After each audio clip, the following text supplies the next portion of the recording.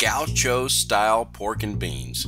I got a blade in pork roast. The blade in is close to the shoulder of the pig, has a lot more fat. I'm going to marinate it in some orange, rosemary, garlic, and olive oil and a little bit of sea salt. I've taken that pork roast and I'm slicing it long so it'll fit these nice skewers I have. The white beans, really the white beans are going to be incredible because they're going to be soaked overnight, which is going to, when they cook, make them really super tender.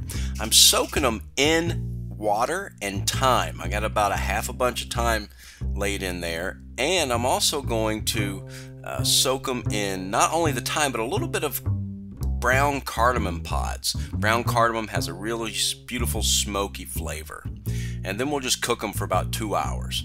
Now I've taken the pork loin roast and sliced it thin, and then I'm going to marinate it with the marinade I was talking about in a plastic zip top bag so it really gets in there for about 4 hours. I want to cook this Gaucho style like a real cowboy, so I got myself a campfire grill, and I've got some chrome skewers, and I'm just going to build a fire using some hickory wood and some twigs from the yard. I'll also throw on some briquettes to make sure that my fire stays nice and even.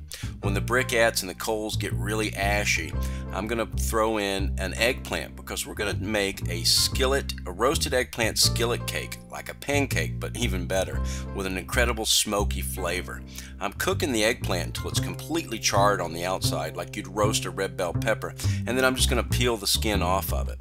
The fire is almost perfect and ready for us to put a skillet on and fry the griddle cakes, but I'll show you how we make the griddle cakes first. What I do is I take the outside of all that char off, just throw that away, and I have a perfectly roasted eggplant. I'm going to mix that with about 3/4 cup of brown rice flour, a teaspoon and a half of baking powder, and an egg. And I'm going to get this oil nice and hot right over the fire, and then just scoop like little pancakes right into that hot skillet. That's a little extra virgin olive oil in there.